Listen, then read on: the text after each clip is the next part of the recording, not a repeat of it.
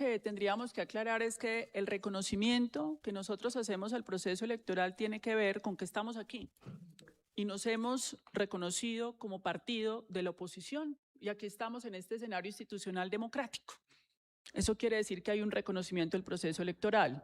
Pero en la historia de Colombia nunca ha habido un proceso electoral en el cual la diferencia haya sido de 250.000 votos.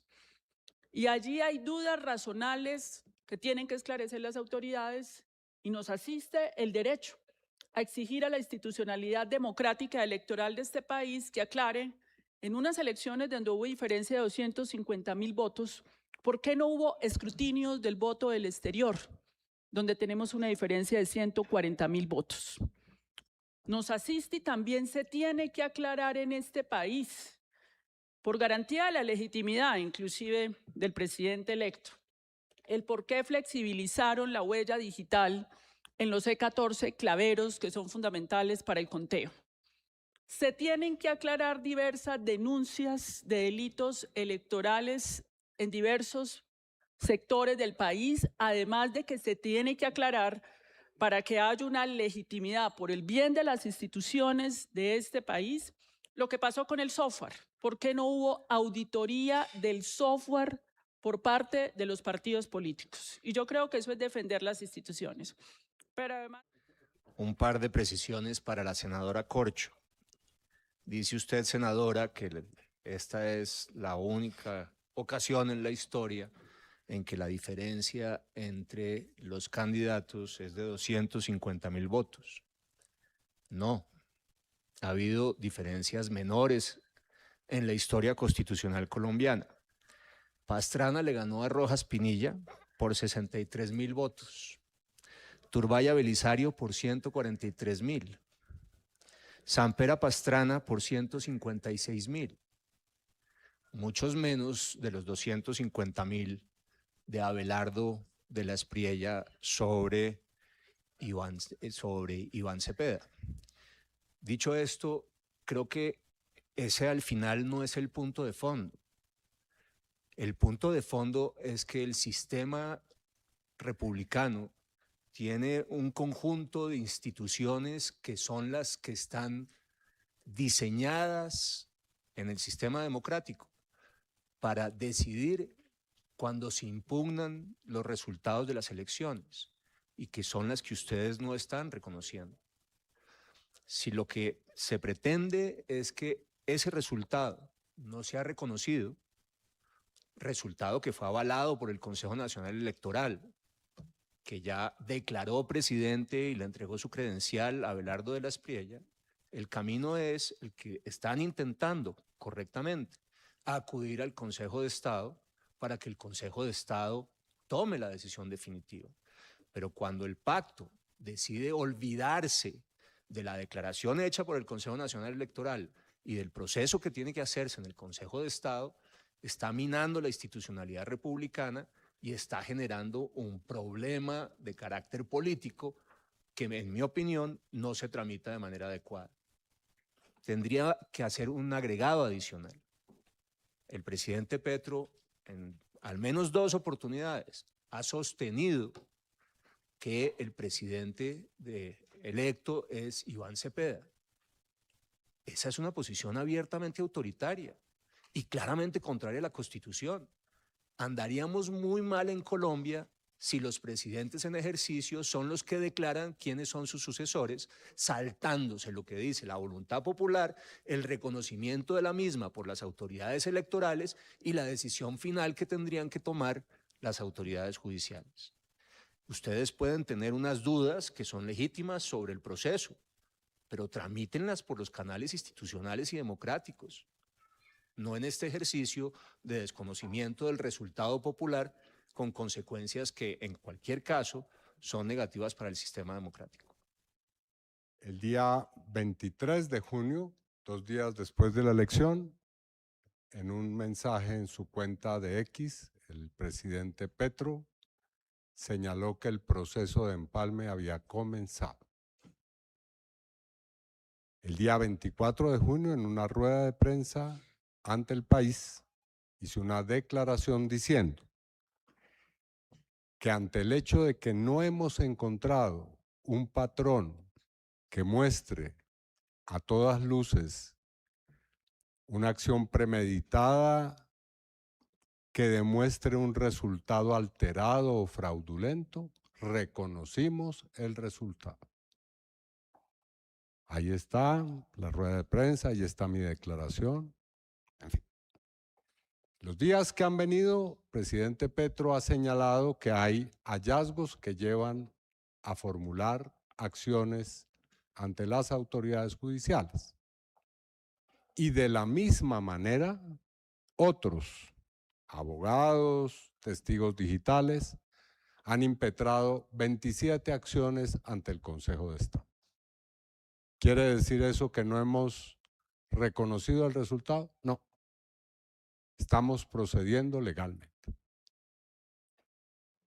El presidente Petro tiene posiciones que hace públicas siempre en su cuenta de X, tiene opiniones, formas de ver las cosas, pero ha dicho que la posesión del presidente o a quien va a posesionar como presidente, el doctor Abelardo de la Espriella, se llevará a cabo el 7 de agosto. Se está discutiendo dónde se hará, cómo se hará, en fin. Ahora bien, hecho y dicho todo eso, que muestra que hemos procedido de manera democrática, porque esta bancada que está aquí representa no a un sector político que se ha ido colgando de la democracia o intentando buscar un lugar en ella, no, es co-constructora de la democracia. Nosotros hemos participado en todos los procesos democráticos de este país, en la Constitución del 91, en su desarrollo, en las deliberaciones en este Congreso. Se puede perfectamente no estar de acuerdo con nosotros, pero hemos sido actores y sujetos de democracia.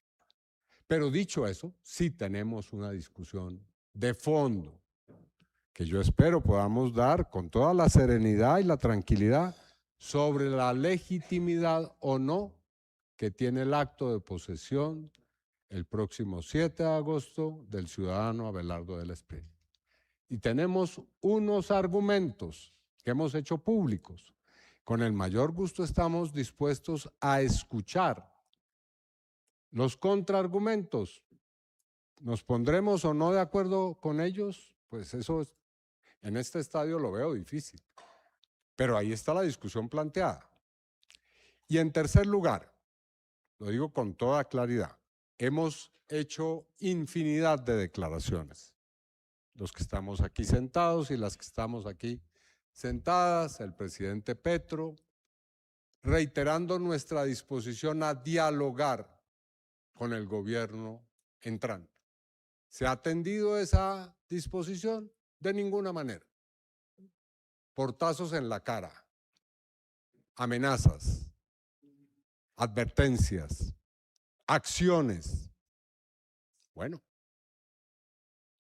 digamos, si hay algo que caracteriza una democracia es el diálogo político. Lo dejo ahí como constancia. Pero ese es el estado en que estamos hoy. Sí, yo soy la senadora, con los buenos días para todos y todas, que hizo la proposición y que la sostiene, senador. Sostengo la idea de que el Congreso de la República no puede posesionar al señor Abelardo de la Espriella. Esa sigue siendo mi posición. Y yo quiero leer el artículo 2 de la Constitución. ¿Por qué? Porque usted ha sido propuesto para una alta dignidad en nuestro país, y es resguardar la Constitución desde la Comisión Primera del Senado de la República a través de la Presidencia, y el artículo 2 es absolutamente claro. Son fines esenciales del Estado. Todas las instituciones del Estado nos debemos a defender la independencia nacional, mantener la integridad territorial y asegurar la convivencia pacífica y la vigencia del orden justo. ¿Y por qué hago alusión al artículo 2 de la Constitución? Porque el señor Abelardo de la Espriella juró, y en ese juramento de su ciudadanía estadounidense renunció a la lealtad a otros países, incluido nuestro país. Renunciar a la lealtad a nuestro país le impide que ejerza sus funciones como presidente, sobre todo las establecidas en el artículo 189 de la Constitución, que es que defender nuestra integridad territorial, defender nuestra independencia. Lo que va a suceder el 7 de agosto, si el Congreso no reflexiona, es que vamos a entregar nuestro país a Estados Unidos. Es que vamos a entregar nuestra soberanía. Yo sí le quiero preguntar a quienes ustedes han postulado como presidente de esta comisión, es cómo va a ayudarnos a defender la soberanía y la independencia de nuestra nación. Este poder es independiente. El legislativo tiene independencia del ejecutivo y tiene sus obligaciones también, porque nos tiene que consultar en la declaración de una guerra al Senado, no a la Cámara. En el caso de que se declare una guerra para defender nuestra independencia, nos consulta a nosotros como senadores de la República. Así que sí, la dignidad no es menos, la discusión no es menor. Por eso, no es una discusión sobre legalidad, senador, no, es una discusión sobre legitimidad. Y este es solo uno de los aspectos en discusión sobre la legitimidad. Así que esa discusión sobre legitimidad no se la pueden quitar a ningún congresista de la República. Y eso no puede ser llamado como antidemocrático. No, yo no voy a reconocer a Abelardo del Espriella hasta que no renuncie a su ciudadanía extranjera, y lo estoy sustentando en nuestra Constitución. Es ella la que me orienta a mí y a esos votos que nos dieron en el pacto histórico. Porque yo sí les aseguro algo. Hay algo que se ha mencionado aquí por la prensa. No es posible. Yo tengo desde que tengo uso de razón, asistiendo a elecciones. No es posible que en una mesa voten el 100% de los electores. Y menos que lo hagan por ese 100% por un solo candidato. 576 mesas en el país. Eso es imposible.